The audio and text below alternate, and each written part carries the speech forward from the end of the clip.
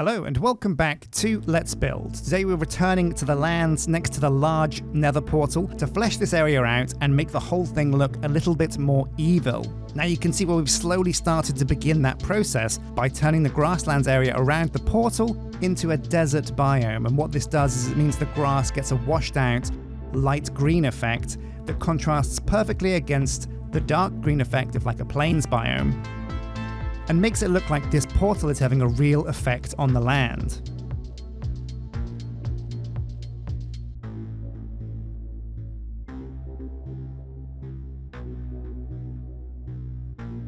And also there's way too many trees here. If we do add trees, they're going to be evil looking trees, but for now these oaks and birch trees just have to go.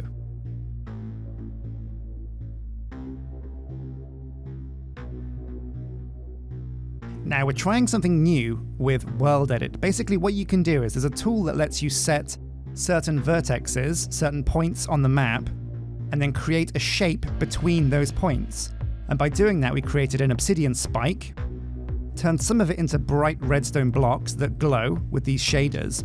Then we coated those redstone blocks with some red stained glass, and what you get with the shaders is this really cool red glow effect through these massive evil looking spikes that almost look like they're piercing through the land, like the evil buried beneath is clawing up through the ground. Also in the comments section I read that one of you guys, maybe some of you guys, said that the painted effect that we had on these mountains of the netherrack and the obsidian, the red and the black that we have at the back here, it looked way too flat. So what I'm doing is, with a sphere brush, I'm bringing that out a bit, giving it some more three-dimensionality. Is that a word? Three-dimensionality? Well, it can be now. So we're painting over these and just basically making it look a bit more solid and a bit more 3D, rather than have it be a painted-on effect against the grass and the rock. And actually, I'm really happy with how this looks. I think it's a really cool effect. Now, as you can see, with the spikes, we have the bottom of the spike turned into obsidian and the tip of the spike being redstone. The first small spike we did against the cliffside was a proof of concept, a test. And now we're trying the exact same technique, but we've scaled it up to this massive spike that's now piercing out of the ground. And again, we have a core of obsidian, an outer layer of crystal or stained red glass, and then once we're happy with how much stained glass there is, we paint some of the obsidian on the inside as redstone blocks. And the way we do this is we use a brush that is masked against glass and air. Basically it only changes obsidian, and it only changes obsidian into redstone. And honestly, it's a really cool effect that I really like. Really happy with.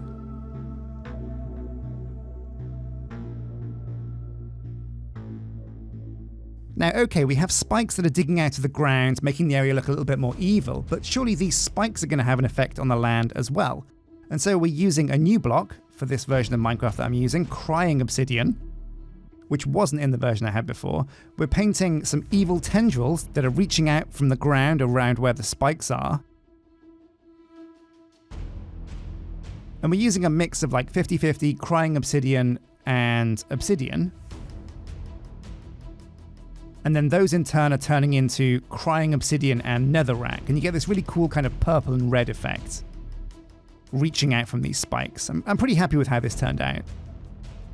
And of course, nothing says evil like lava for some reason. There isn't another really evil fluid in the game at the moment. Maybe if they add blood, we'll change it to blood, but for now, lava will do. Okay, so we have the giant nether portal, but it's not really leading anywhere. And I kind of stole this idea from World of Warcraft, where they have the dark portal and then there's the Path of Glory, which is like a big road, a big path that leads from the portal, which is where the armies will march down to kind of conquer the land. And we're doing that kind of Path of Glory thing here as well. Much like the way I built the paths around the rest of the kingdom, we're painting down a mix of evil blocks, and then in the center of those evil blocks we're having a thinner, smaller layer of slabs to make it look like a path has been carved into the landscape here. Now, once again, we're going to be painting down some more evil spikes. We're going to be using, again, obsidian and redstone, the old classic mix. I feel like once you have a color scheme and a color theme, it's something you want to stick with. However, for these spikes, what I wanted to do was have one spike reaching out and then have another spike to the side, so we have like a double spike effect.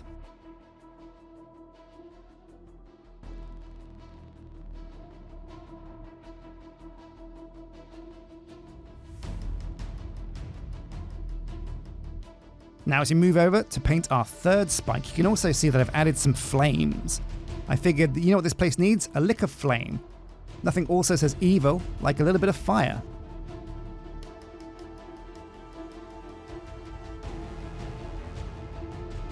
Now for these spikes, I decided to add another one as well. So we have like a 3-spike structure here. But also, I wanted to try an idea where one of the spikes has broken off and fallen into the land, and you can see it's just dug into the land, sticking out of the grass like that. I think it's a cool effect that I want to keep.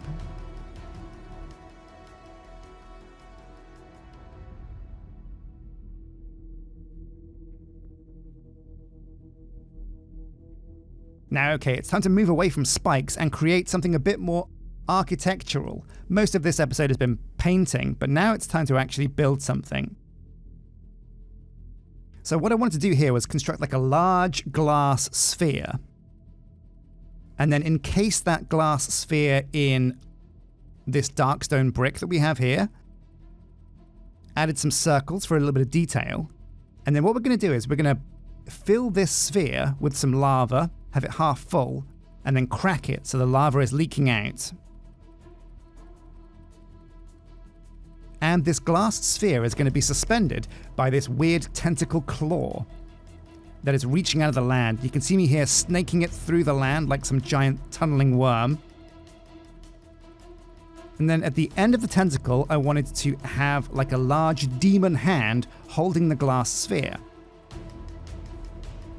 And the best way to show that this was like a demon's hand was to use the same tool that we used to make the spikes to make some bone nails. And you can see there some very white bone claws on the demon's hand. I think that's a pretty cool look. Now also this whole episode is about the idea of there's evil under the land that's clawing its way out, breaking through the landscape and just clawing itself into the world. And so I thought, well, hang on a sec, why don't we just expose a piece of land here, just basically carve away the landscape, and just paint this giant evil eye that looks like it's looking out from the earth.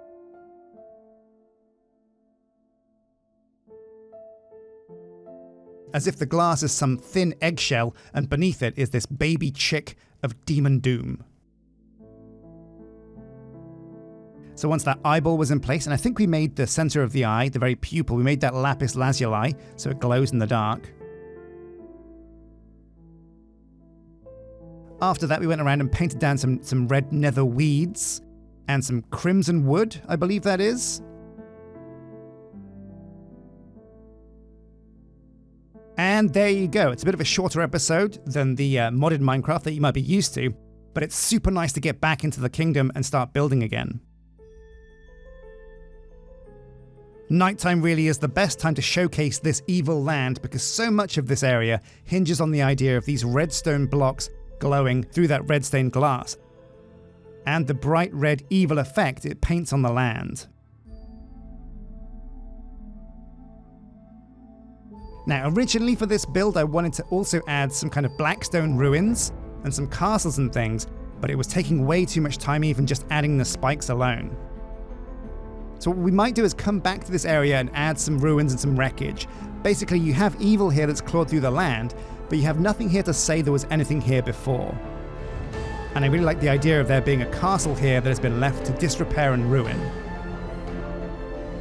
Now, next episode, we're going to try something different. I'm going to try a Let's Build without any commentary at all to see how it works. But until then, hit like, hit subscribe, consider becoming a member, and until then, take care.